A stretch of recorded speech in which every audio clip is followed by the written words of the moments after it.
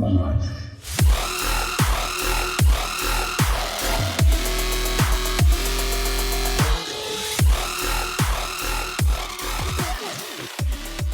Oh, hello and welcome to the weekly Mix and Mash, brought to you by the Midweek Mashed Tattie Sportscast. I'm your host, Harvey Little Menace Smith. With me today is Mick Big Fire Allen and Paul Lil Popper Care. How yous doing, boys? Little Popper. Tremendous, my man, tremendous. Wasn't sure where you were going when you started with little and then the next word started with P there. I worried. But I'm right. Mick rolled his eyes incredibly there. Pleasing lateness is the Rap names. reasons for these names. Rap. What? Rap names. Rap names, yes, Little Papa. What was that? Big Fire? Big Fire. Yeah, you're Big Fire. Big Fire and Mick Allen. So they call me Big Fire. Big Fire in the house.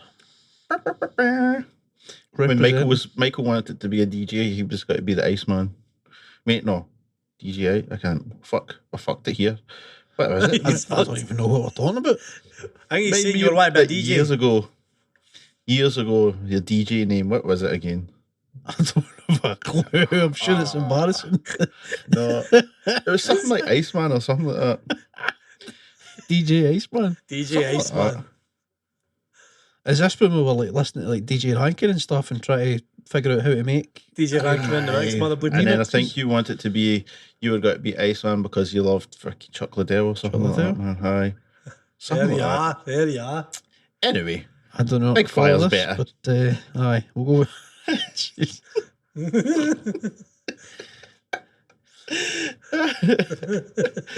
Oh God! Right, we'll just get started. Let's go for it. We'll mix it up. That's what we'll do. Let's mix it up. DJ Big Fire on the decks, mixing it up.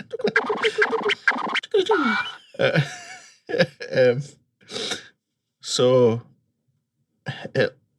as it stands now, Man City are going to win the Premier League.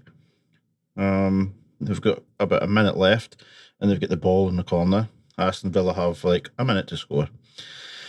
I don't want to congratulate them too quick, so we'll keep an eye on that and come back to it later. Just going to start off here with Kevin Thompson.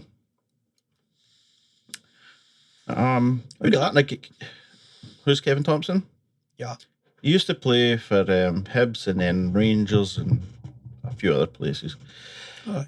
Kevin Thompson, before the final there at the weekend and during the week, he said that if Rangers won the Europa League, that would be the best Scottish side ever. Huh? Yes. So With what metric? right, so I mean, when I seen that, I was like, oh my God, like, what are you talking about, man? Like, there's like, off the top of my head, Rangers teams from the early 2000s that would pump that team. You know what I mean? Oh, I don't know, Harvey. Oh. I don't know, Harvey. You don't know? I don't know. That's a pretty good Rangers team, mate. You think that would be the best? To watch. The gorgeous team to watch, aye, but nah. So you think they'd be the best Scottish team ever? I think if they'd won, I think they would have been in the conversation, certainly. Would they have been the best? Nah. But you have the Rangers... What triple or quadruple or anything else is it they might have won? well, it's not about winning quadruple, but if we're talking... Surely if you're a good team, you must win things. Well, aye, you win things. Did you just win the Scottish Cup?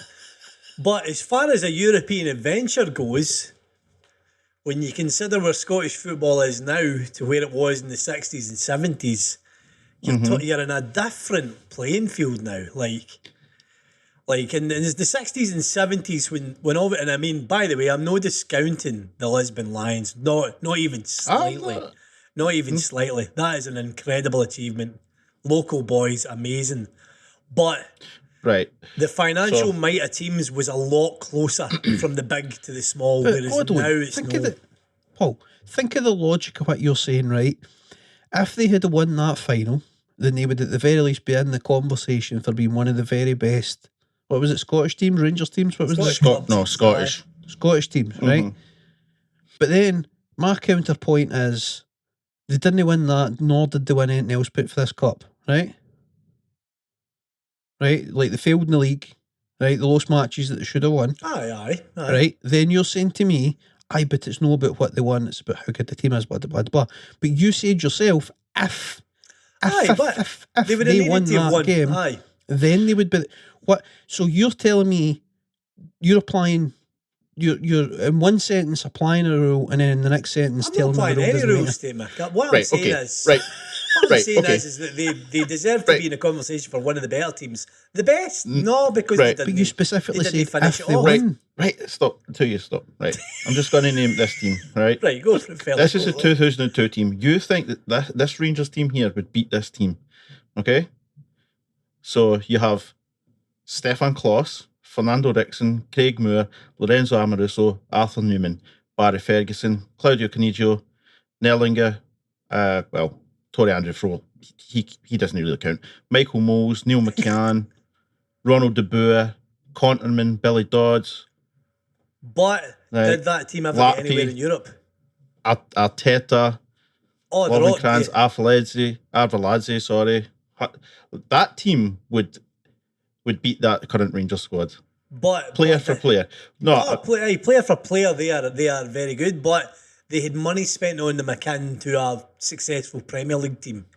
This Rangers team was put together on about £30 million pounds. No, and no, go to a but European Paul, final. but wait, I'm not talking about money spent or anything. Better team as in players. If you put that In a squad game of against that football, who squad, wins? who wins? I still don't think there's anything wrong with this modern Rangers team. I'm sorry, lads. I don't I think that so. team wins. I think the 2002 team wins. But then where did they mean- get in Europe? That 2002 team out. But I thought the winning Oh, didn't matter. Aye, but What's Europe got to do with the conversation? Mac. You've still got to have progress. And there wasn't progress in that team in Europe. Jesus, man. I'm not talking. There is no logic to your argument. There is logic. There's plenty of logic.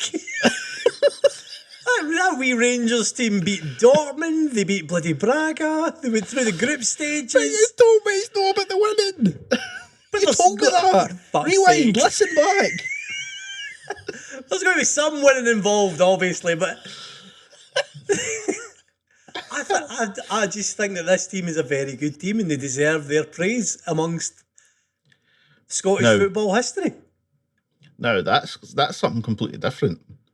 They've done amazing to achieve what they've achieved, but are they one of the best or could be the best that ever played? No, that's completely different. If you put one set of players against another set, they're not winning against that 2002 team.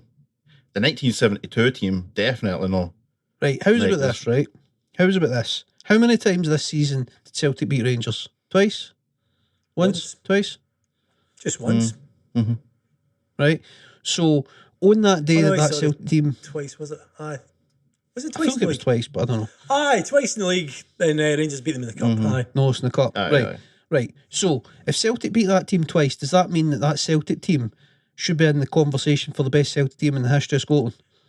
Aye, but that's not the same, man. How's it No, not the it's fucking not- the same it's bastard not team? the Come on! same. Apply some logic, man. But then, by judging that, in Europe, Celtic have won out 3 competitions. I don't give this a year. flying fuck What I'm about trying to fucking say Europe. is that these are 2 very good teams, but this Rangers team has achieved You're a something. politician. You are a once- politician. I'm not a politician. Politician, my ass. I'm against two diehard Celtic men here. That's the It's bonus. nothing to do with Celtic. No. I don't care what see, team's the best team in This is Scotland. tribal. I only care about the fact that you're not applying logic to your arguments. You see, this is why I specifically went for another Rangers team. 'Cause I didn't want to compare it to any Celtic teams. It was other but- Rangers teams that I'm comparing this to. So it's not to get down that road. So It would be like saying the Seville Celtic team were bang average, which is not true either. You know what I mean? No, Aye, they didn't but- win it, but by fuck with they some team. aye, But Paul, I wouldn't be putting them forward for one of the best Scottish teams ever. When I know there's probably other should. teams that could beat them. I don't know, mate. That was Henrik Larsson, Chris Sutton, and John Hartson up front. That was a pretty show. Very, very good. And Celtic achieved. It was an amazing achievement. Then, just like how a couple of days ago, it was an amazing achievement for Rangers to get to that final. It doesn't classify them as one of the best ever Scottish teams. Especially like back in the day, you had some of the Aberdeen teams when bloody Sir Alex Ferguson was in charge. They're a marvel. Aye, they are an absolute marvel. Aye. So in the 80s, when money was starting to become a difference. I'm sorry, lads, but I don't think it's as cut and dry. That's fair enough. I still think that team's nowhere near one of the best teams that Scotland's ever had. Anyway, Paul Kerr, the move on to the game. The game now. What did you think of the game? What you against Frankfurt. The European, yeah, the cup final. It was a good game. What I saw it. I think it was there to win for them. I think they let themselves down, unfortunately, in the end. Yeah, I mean, for me, Frankfurt were creating a lot of chances. When Rangers' chance came, they took it, and they didn't capitalise on it. I remember messaging in the group saying, Rangers need to go on the attack here. They need to take control of this. They need to get another goal before they can come back and get a goal. And then, so said, so done. It's like they just took their foot off the gas a wee bit. Frankfurt back in. And it goes the distance to penalties.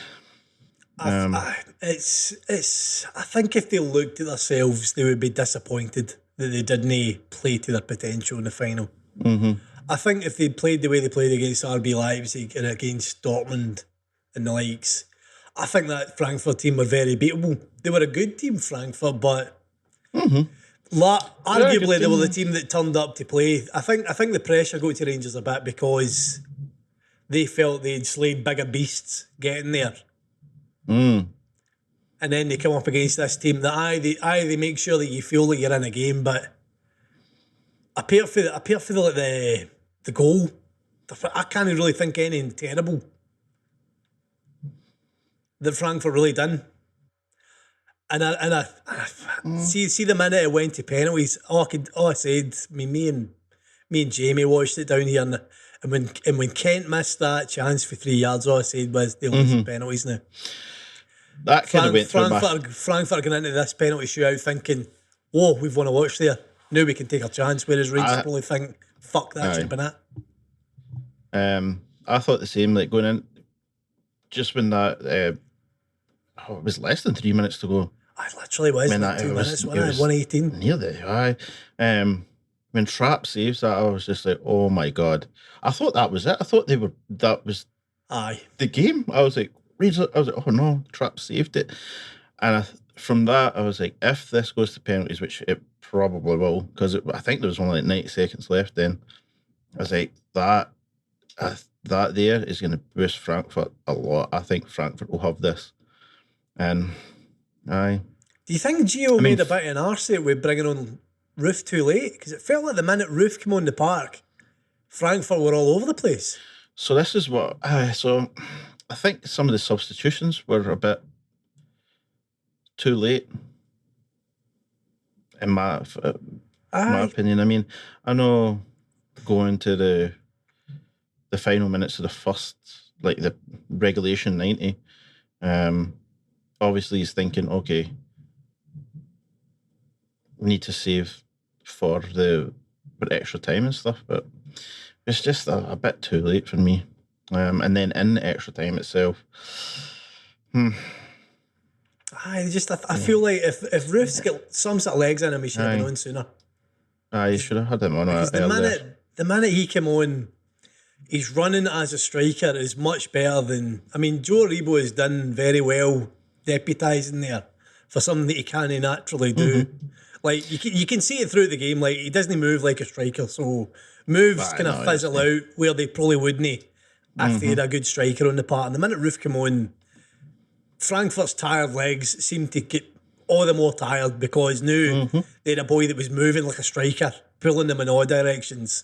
And that's largely how the Kent chance comes about.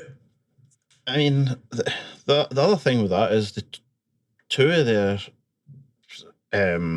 centre backs just came back for injury. Actually, they just got injections and stuff. That's right, they couldn't aye. hack it, and Ian Dicker was they had a injured. big chance, but I thought they had it.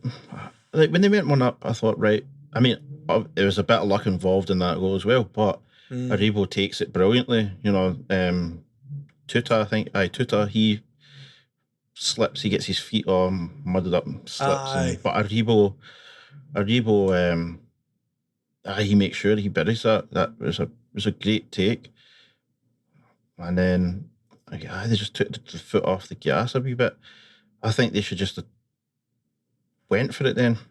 Here's the thing though. See this thing of bringing on players to take penalties? Is that a load of nonsense? Nah. I feel like it's nonsense. I don't feel like it's nonsense. As a coach, you know your players. You know who takes the best penalties. You know who has more composure than this player and that player. I think that he should have brung him on a couple of minutes before he did to get a couple more touches on the ball. But see, when you look at it, Tavernier's penalty was just as bad. It's just that the keeper dives the other way. If the keeper goes that way, he saves it.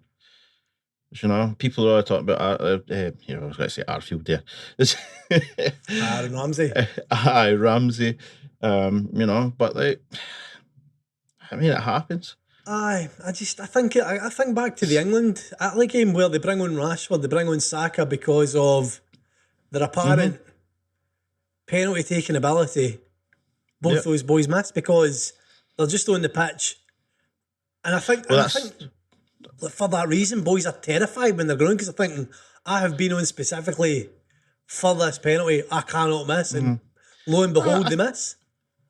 I think if that's what I'm saying, if they get brung on a tad earlier to actually get a couple of touches on the ball, they'll not even be thinking about it.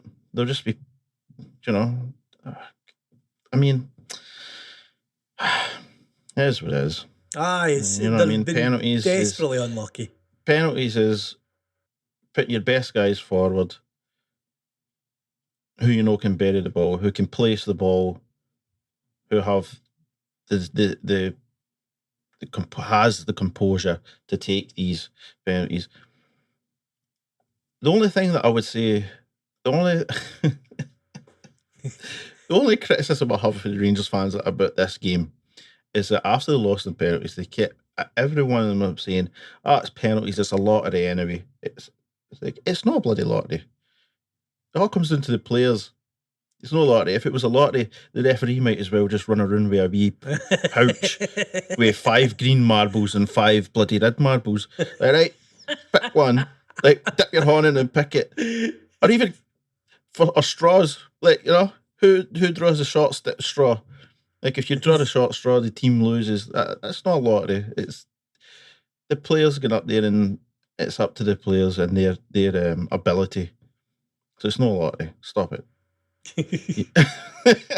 It's what it was very unlucky though. They were very unlucky. Mm-hmm. It was unlucky, and fair play. I've watched all these Rangers European games. They've been great fun. They've been great in Europe. This game, I don't know what happened there. Unfortunately for them, they lost. I will call out the argument of the league doesn't matter because we're in Europe. Argument. That's nonsense. That's a nonsense argument for Rangers fans. Everything should matter. I mean, let's be honest. There's some Celtic fans out there today saying, the cup doesn't matter because it's the league. The league is harder to it. God. Just mental gymnastics. Enjoy your team doing well. Aye. I mean, Graham Souness was on telly. Obviously, he was talking about, like, champion. Would you rather win they've been having this argument for a while. Would you rather win the Champions League or win a league? You know, like, Graham Souness says the league.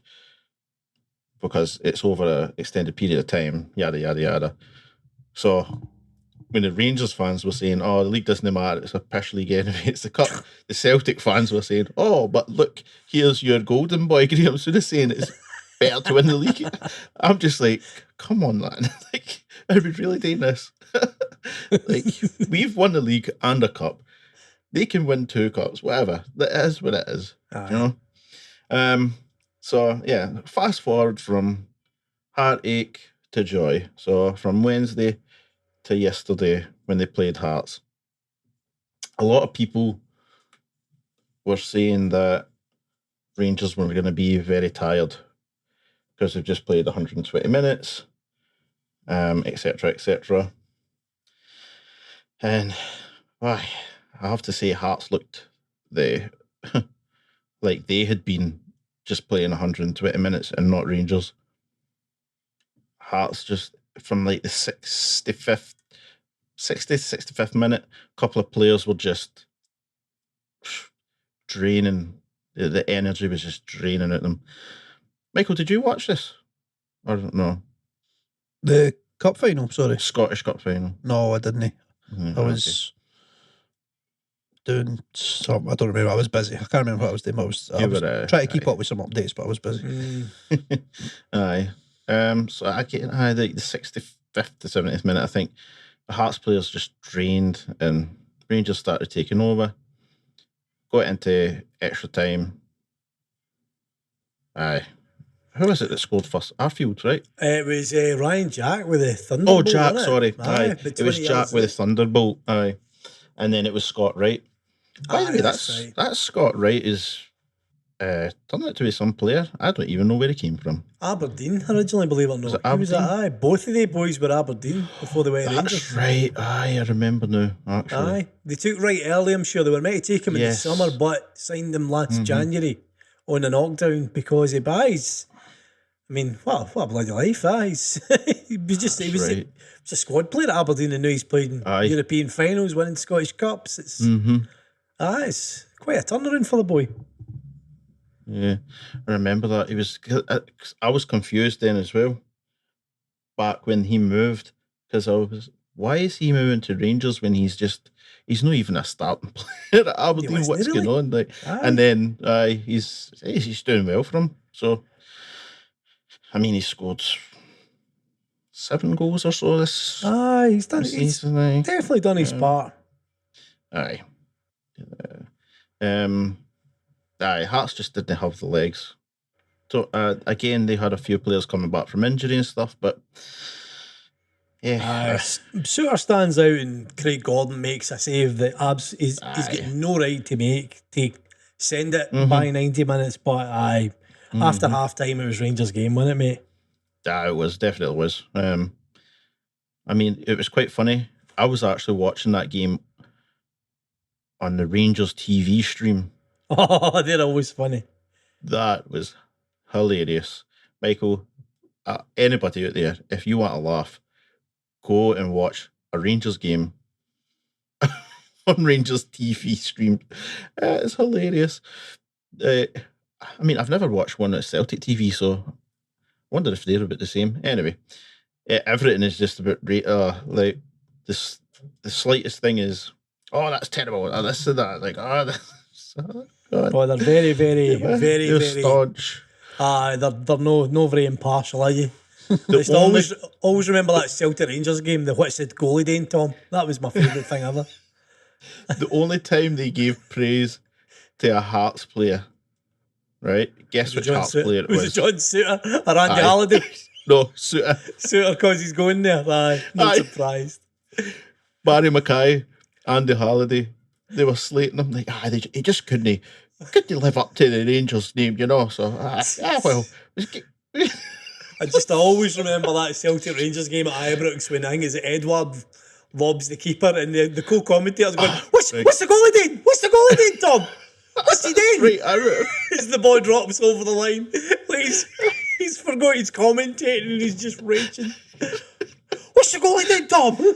Oh, one of the greatest things in the world. It's outstanding. So it was funny as well, right? So there was a moment in play where it looked like Rangers players fouled a Hearts player. It looked like a foul for me, but the referee didn't give it, so whatever. Didn't really make a difference in the run of play. And so obviously Robbie Nielsen went to the fourth official, was like, mate, what? Why is that not a free kick? You know? And the commentator's like, oh, that's... you see that when you see the manager talking to the fourth official, that's a good sign that things aren't going their way. So it's 10 minutes into the game, shut up.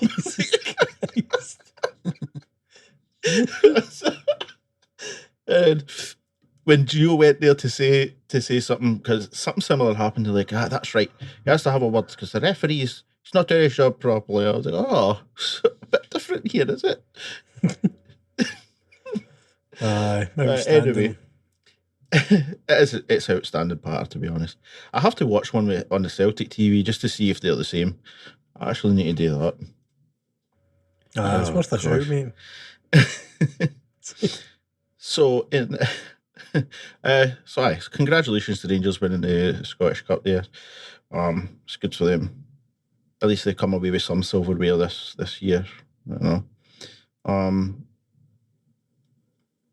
So now what? It's just the backhanded compliment again. You accidentally give Rangers backhanded compliments all the time. At least it's a compliment. Can't help him. Sorry. Tried really hard. It's nice to see them get a wee medal. It's nice to see them get a wee medal. Like that, anyway. Oh, Christ. Apologies. I'm obviously being facetious. I've lost my train of thought there. What was it? Christ, God. Why? Yes, congratulations to Rangers for winning the Scottish Cup. On to other football news. So, a mad football deal that's came out is, well, I don't think it's been, has it been officially announced? I believe it was, aye. Prior to the game yesterday. that you're going to talk about, aye. Aye. So PSG signed Kylian Mbappe. Well, re-signed him. Contract extension. It's going to be... It's a crazy one. Have you seen the actual contract? Well, the reported contract. I was just reading about it a minute ago. So you know the numbers and stuff? Mm-hmm. How much exactly? I'm not saying I remember. So, from memory, it's £127 million sign-on fee, so a bonus for signing. Sweet Christ. And then a week, well, I'm assuming a weekly wage, it might be monthly or whatever else, but the way it just said a wage of, I want to say £34 million. Wow. All right. Okay. So that'll be per season. So, this is all in euros that I've got here, right? His signing on bonus is 300 million euros. And that's basically signing a new player. Yeah, that's no what I read. Aye. So 300 million where euros. You getting this for? But then Sport Bible. Right, because I was on BBC. Let me go. I would imagine where you are, it'll be somewhere between. Then 100 million a year after tax is what he's got to be earning. I don't know how they can afford that. Of course they can, but aye. Then he will help.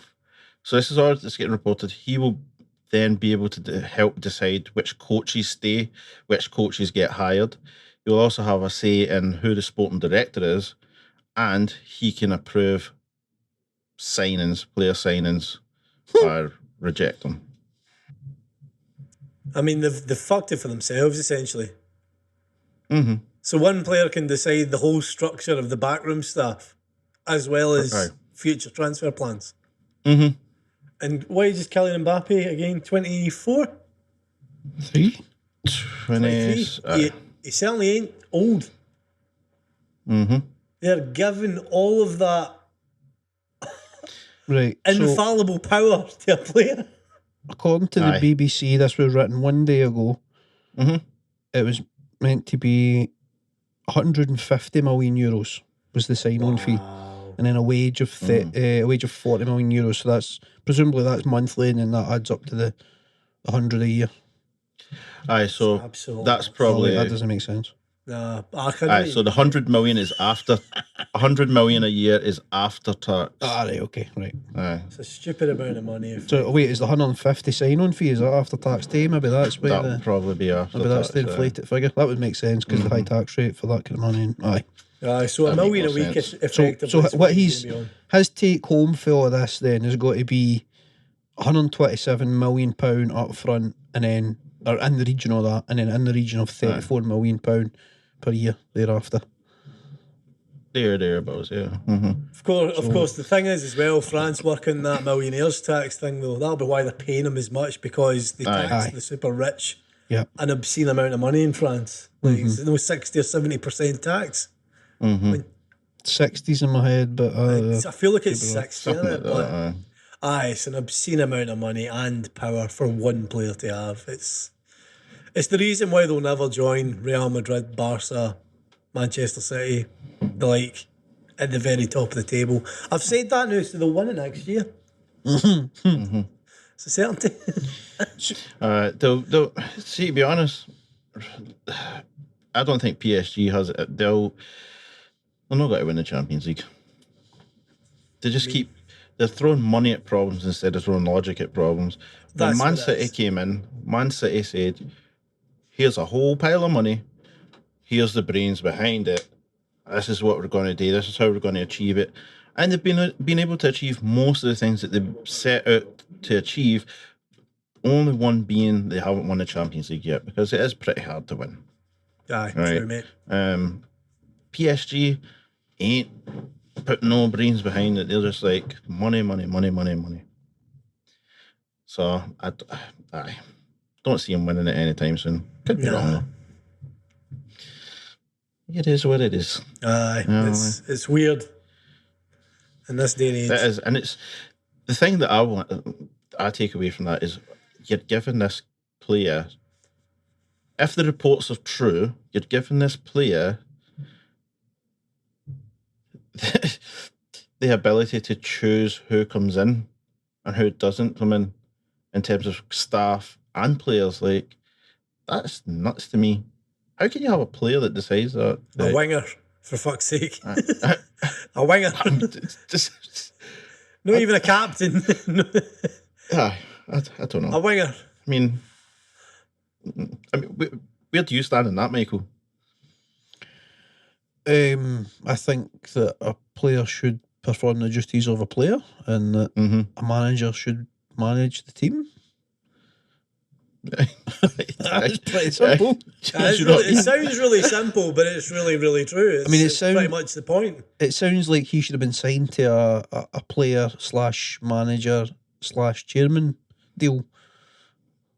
That's rather than, you know what I mean, a player he's deal with extra powers, because he's going to be acting in part as like a manager type, like he's going to be acting, well, he might literally be on the board the way they're talking and stuff. So I don't know, it just seems a bit mental, but it's football. I can't take football very seriously. The fans are like at times the worst kind of humans. You know what I mean? They do horrible, terrible, stupid things. The players are often obnoxious, egotistical twats with far too much money and nowhere near enough brains. The press, the media are horrendous. There's very little good about football. When football's good, it's amazing. It's the best thing ever. But the rest of the time, it's just a fucking absolute carnival shower of shite. crazy. What a world. I know. What a world we live in. Aye. Here's the thing, right? Supposedly it's a 2-year deal. He's 23. Right? La Liga's getting butt hot. Real Madrid's getting butt hot. Right? Folk are up in arms about this, that, the next thing. He's only 23. Let him have another couple of years of making stupid amounts of money. And then if he's serious about his football, he'll go to Real Madrid or Barca or one of the English teams. Whatever he decides, he'll go to whoever's one of the bigger teams at the time, and he'll probably win Champions League and whatever else if he picks the right team. Aye, he's still young enough. I don't think. I mean, the Liga has a problem with it. Real Madrid just. I haven't seen anything for them apart from that they're saying that they still we're got to sign him. So I don't know. The Whatever. BBC article that I had been reading mentioned how the Real manager had been he's been bigging it up to the players that Mbappe was coming, Aye, and then he told them in the dressing room. the press isn't. Mm-hmm. He told them in the dressing room. He broke the news that we dropped the ball. Mbappe's decided to stay with PSG, and apparently they were a bit bummed or whatever. But I don't know. The whole thing just seems weird to me. I don't understand any of it. Anyway, something else that's crazy that's happened over the weekend. Well, the past week or whatever was these bloody pitch invasions. There's an ongoing one. Can get in the bin. Currently, City? Aye, Man City. Mm-hmm. The last I saw, they couldn't get the fans off the pitch to do the trophy presentation. Aye, they're still there with their flares and everything, which is, well, they're all right, but they're all right. Any of them's all right. They're a bunch of fucking clowns. What they doing in the park? They're no players. That needs to stop. So this is what I'm going to say. Put fences up. Telling you right now, put fences up. Over the years, well, I was thinking about that too. Pitch invasions weren't really a problem because they would just come on, celebrate with the players, and then they'd leave. There was nothing. There's no malice to it, whatever. Now you're seeing there's so like Crystal Palace. Just the guy Everton. with the flying headbutt. No, Crystal Palace versus Everton. An Everton fan comes on after Everton come back from 2-0 down at half time to win 3-2. They secure their Premier League safety. The fans come onto the park. Obviously, the Crystal Palace players are still there. Patrick Vieira, the manager, and one of the fans is there in front of him, goading him. I think he actually pushes him at one point. I don't know what he's saying to him, but Patrick Vieira turns around and kicks him. It's like, what are you doing? Like, why are you going on and doing that? Situation? You know what I mean? Then against Sheffield United. That's the one Mick's talking about here. Aye, Sheffield United and Nottingham Forest. Mm-hmm. Nottingham Forest win to go through to the playoff final at Wembley. And a fan is running in, he butts Billy Sharp. Billy Sharp had to get some stitches. Ridiculous. It's unreal. I don't know if you know, but that player was arrested straight away. Fan. Fan. The fan he's been jailed already, He was there. He's been sentenced to 24 weeks in prison. Weeks? I thought you were going to say months. I was like, well, you could make it longer, but okay, I'll settle for 24 months. But I'm getting 24 weeks. Jeez, that's nothing. 24 weeks. Happened as well in the Port Vale versus Swindon game. Port Vale, the home team from Stoke. Pitch invasion again, where fans surrounded the Swindon players who have just lost a penalty shoot, try to go off the pitch, and they're getting kicked and punched at. It needs to stop. It needs to stop. It needs to stop now. All right, man. I say, back in the day, it was near a problem. Now it's just too much of a problem. Fences, telling you. It's going to come with that again, Mick. That's what's going to come to again. Aye. Fences, they have it in some European stadiums and look at Germany, in South America. The fences are there. I was going to say players can't run into the park. Fans can't run onto the park. You don't get stoppages for idiots just running on the park during the game as well. It needs to. It's just about respect at the end of the day, man. Like these boys they don't need to face that. That's not cool. No. The biggest red face in this and the wanker of the week for me are the Port Vale fans. That stadium was nearly full in their game, when usually you're lucky if it's a quarter full for their home games.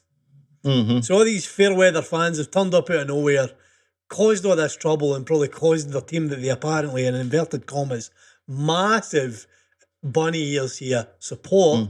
They've probably cost them a lot of money for that because the team will get fined for that, for the conduct. Oh, of course they will. Round of applause, lads. Round of applause. Was that your quack of the week, was it? Oh, I just chucked it in there, but aye, them Impromptu. specifically.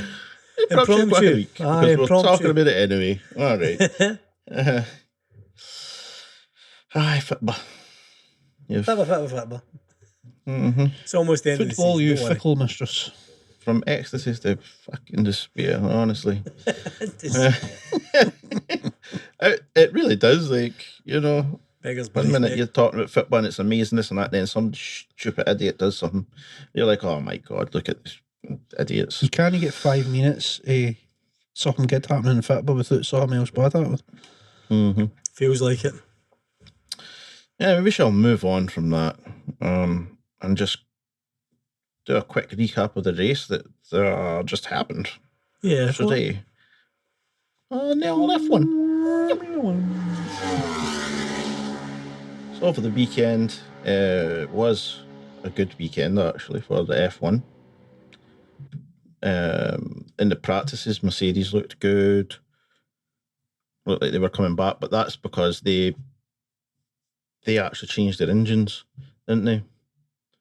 For this one. Yeah. Fake news, bro. Fake news. No, man. Think about what you're saying before you say it. Not the engine, but the what?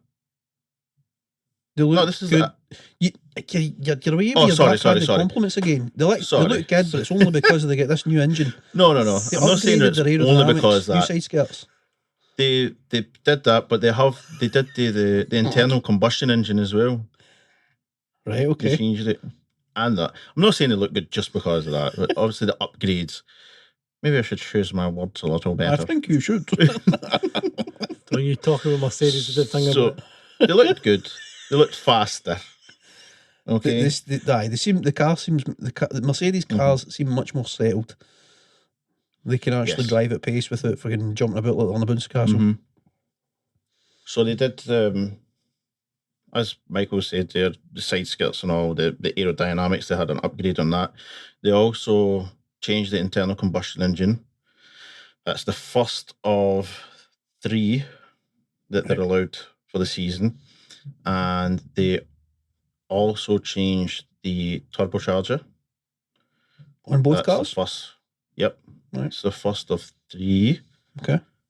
And then the MGUH, they changed that as well. And that's the first of 3 that they can change. So basically they've done some big upgrades around the engine, and obviously they've got a new aerodynamics package, including the extended side skirts. Extended side skirts, yes. Aye. So they look good. Practice qualifying as well. In the races, they looked well. They did. Apart from at the start of the race, when Hamilton and Magnussen dropped Hamilton back a bit, but he came back to finish 5th. Aye. Yeah. Is that not where he qualified? Yes. That's where he started and qualified. 5th or 6th, wasn't it? Aye. 5th or 6th. Started either 5th or 6th. I'm trying to remember. Yeah. Absolutely. At the start, race for my Haas boys. Absolutely terrible. To be honest, I mean, he was saying, we should just, save the engine because it's a new engine. And the team was like, no, we can still predict you can get 8th. So, keep going. And you can go to 5th. So did better than what his team thought that they would get. Aye. Which is... Hamilton's a typical kind of like elite performer type, where if the motivation's there, if you know what I mean, if you make them feel good about themselves and want to do it, they'll be amazing. You know what I mean? No matter what, they'll beat all the odds, but the slightest wee thing, and then they're not happy, and then they start underperforming. Aye. So Verstappen as well this weekend. Well, I was an angry wee man, wasn't it? I would be angry and all. I was a very angry God. man. Oh God! So yesterday, he couldn't go again because His final lap, Q3. his final lap. His DRS stopped functioning. There was something else as well. He said something about losing power, but I don't know what the story was. Yeah, I don't know the story of that either. So he couldn't. So he had to start in second, right? And then today again, the DRS was playing funny buggers with him. Oh, that was hilarious watching it. And he's just like, DRS isn't working. He's like, how can you not get my DRS working? I was like, come on, guys, we can't even get the DRS working. What are we doing? Like every week, there's something else with these Red Bulls. Ridiculous, man. Every week, it's mental. It was genuinely like somebody sabotaging them. Like every week, they're just doing something new just to mess with them. It's crazy. Oh man. And it was, but the funny thing is, like, it would work for this DRS zone. So then he's used it to get closer to Russell, because this was at the time when he was hunting Russell, right? So he's used it to get closer to him. So he's right up in it. He's there. Russell's ready for the taking. And The DRS decides there's no having they're, it. they're in the next DRS zone, and it just doesn't work. Oh, man. I'm sure it would have been very frustrating for him. Oh, honestly. But it was very entertaining telly, I must say. It would have been more frustrating for Charles Leclerc, who was comfortably winning the race, by the way. Oh, poor Charles Leclerc, Leclerc. I mean, if anybody's frustrated. Charles was, I think at that point he was 19 seconds in front. He's 19 seconds ahead. And a pit ahead at the time as well. And it was just like, The old Red Bull gremlin just wandered into the Ferrari garage. I just jumped in a Ferrari motor. yep. I mean, if ever there was a Drive to Survive clip, by the way, was Leclerc going, no! Did his team radio? Like, no asking why, just no! That would definitely make the cut. Don't worry. I can see the Drive to Survive episode Same start with with that. Verstappen shouting down the radio. Oh, what, man. 100% we're getting that. No! You can't even get the DRS to work. What are we doing, guys?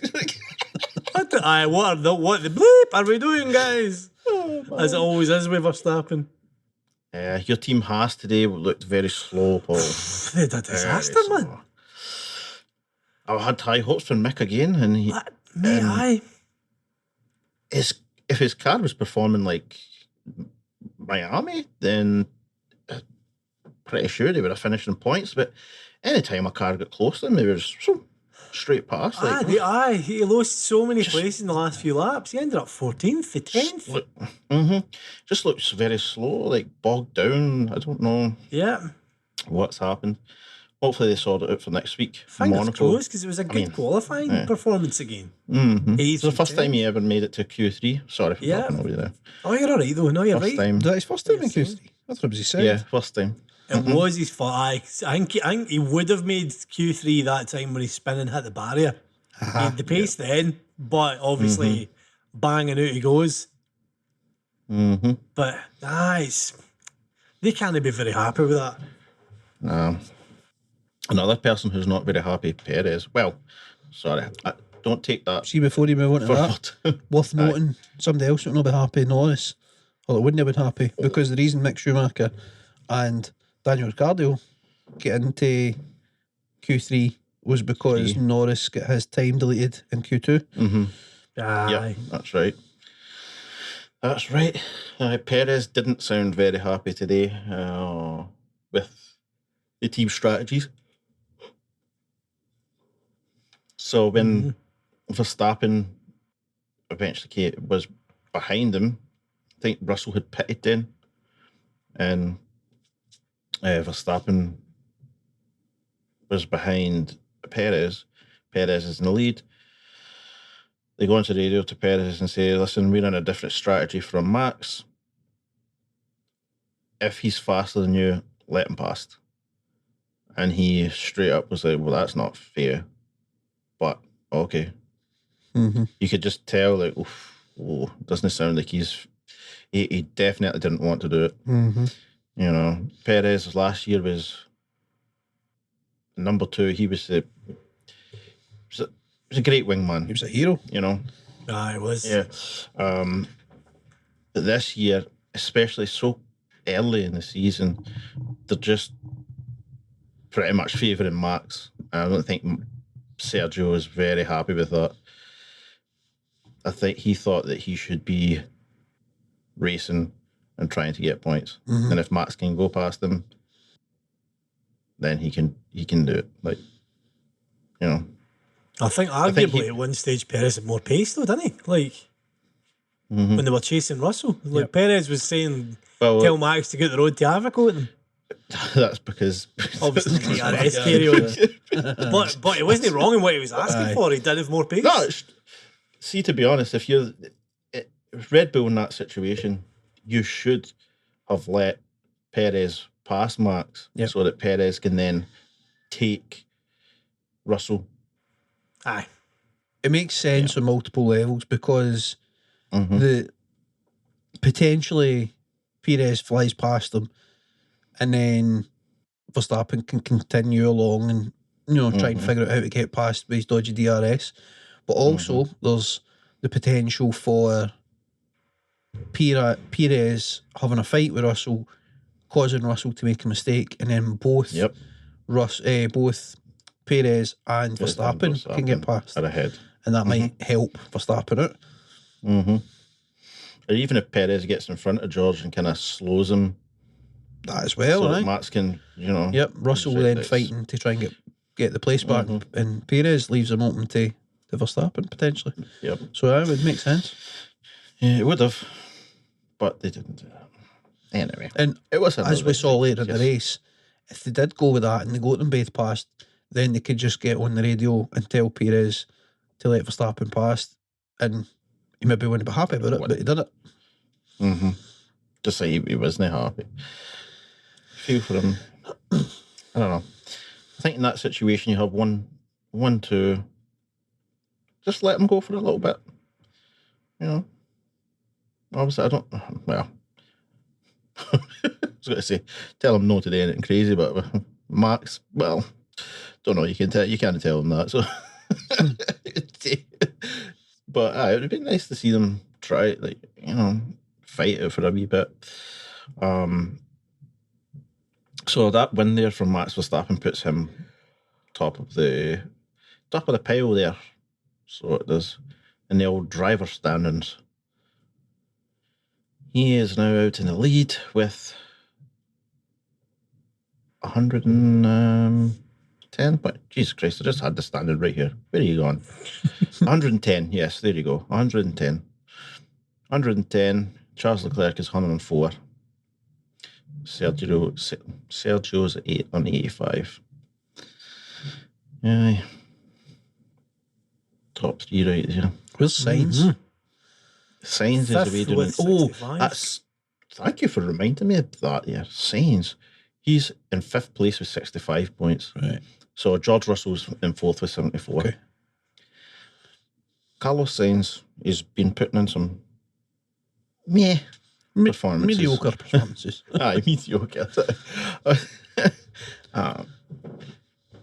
Ferrari as a team, if he continues on this trajectory this season, I know he's just signed a contract for 2 years, but Ferrari, they've got to be looking at options.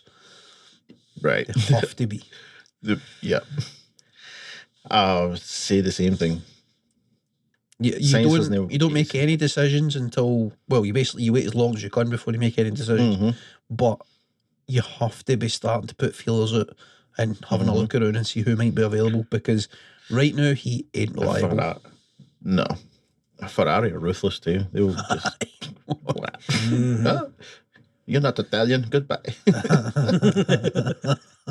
You're not part of the family.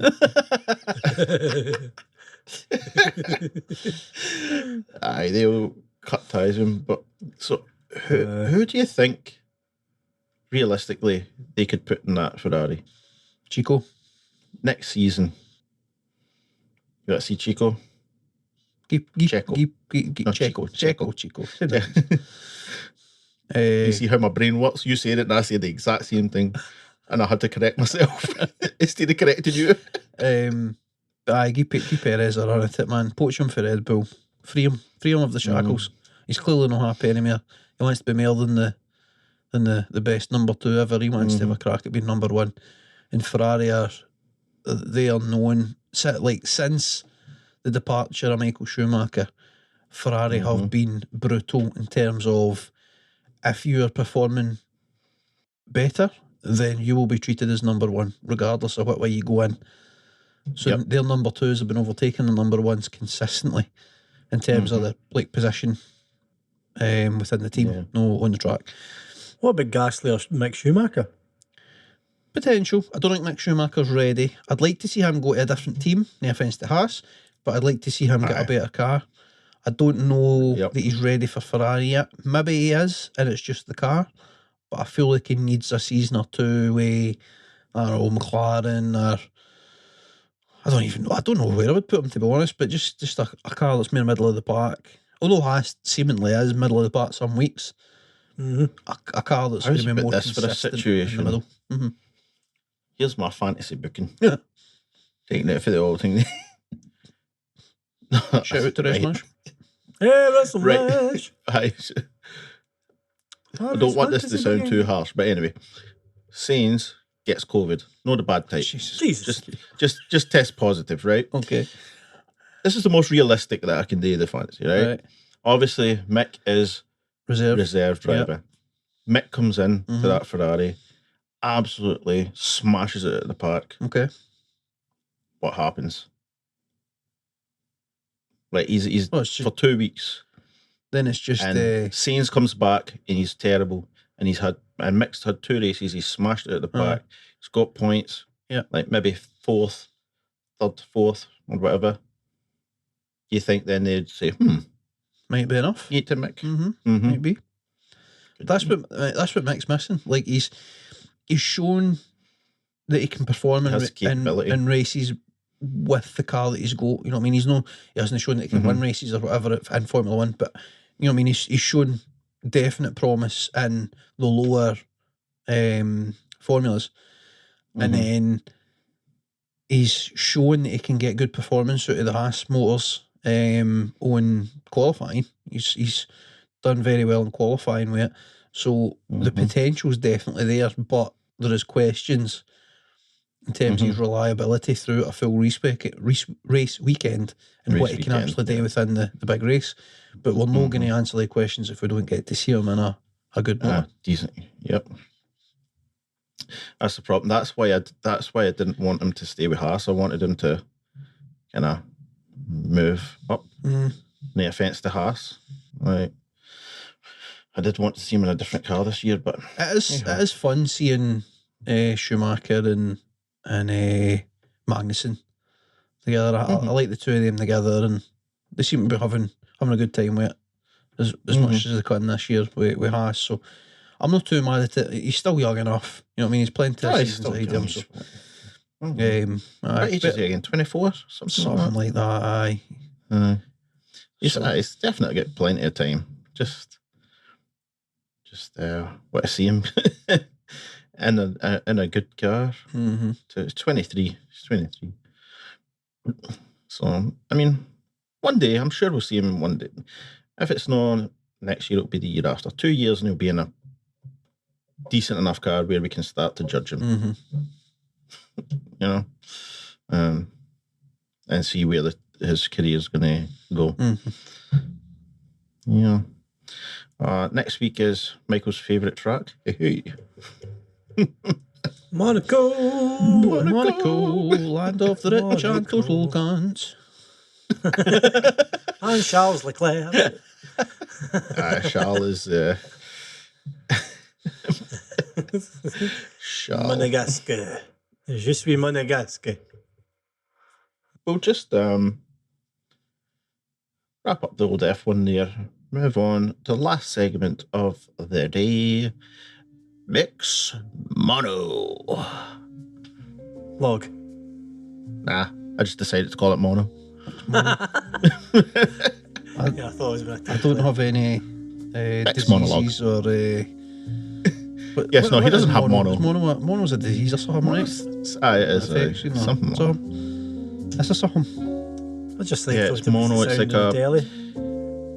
It's infectious mononucleosis. Mononucleosis. I don't know how to pronounce it. I'm just thinking of mono and stereo, to be honest. You got that mono? That must be mono. Contagious infectious disease caused by herpes. Oh, well, definitely. Fuck's Okay, sake. mixed monologue. And on that note, that is up with a contagious pattern.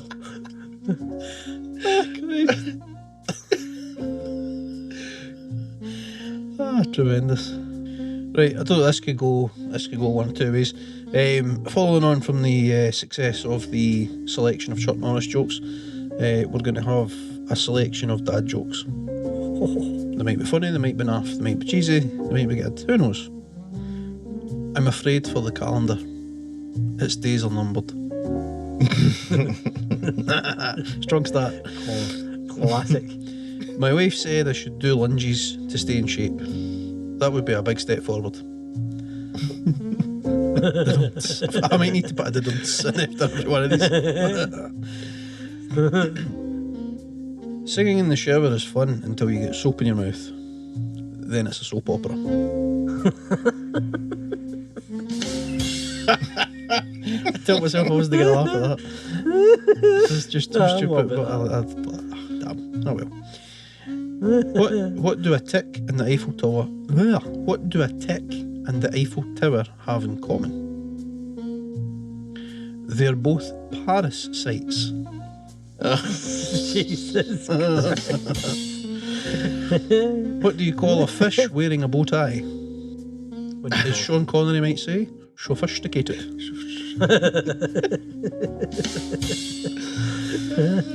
How do you follow Will Smith in the snow? Try that again. How do you follow Will Smith in the snow? You follow the Fresh Prince.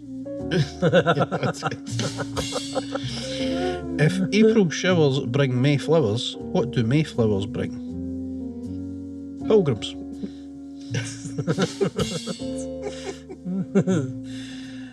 You might need to be American to get that or have a grasp of history. I thought the dryer was shrinking my clothes. Turns out it was the refrigerator all along. Don't know if I get that one.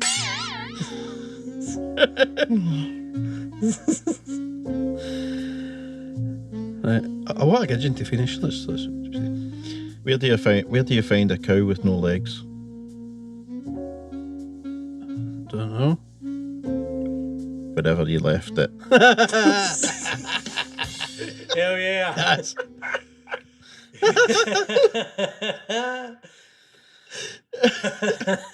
That's genius. Right, final one for me. What do you call a factory that makes okay products? I don't know. A satisfactory.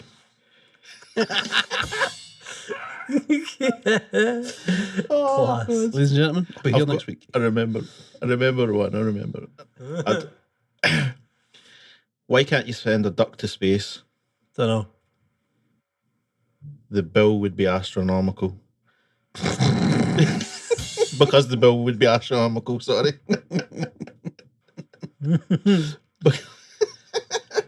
Anyway, that's all, folks. Oh,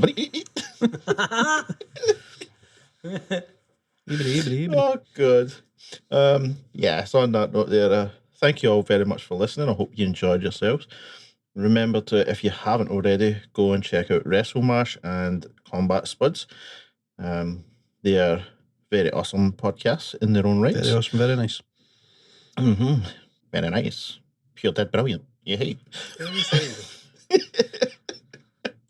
Again, we love all the feedback. Just send us any feedback. We love it. Give us a like, give us a share. That's the most important thing. Give us a share. Thank you very much for coming along. Bye-bye, driver. Bye. Goodbye.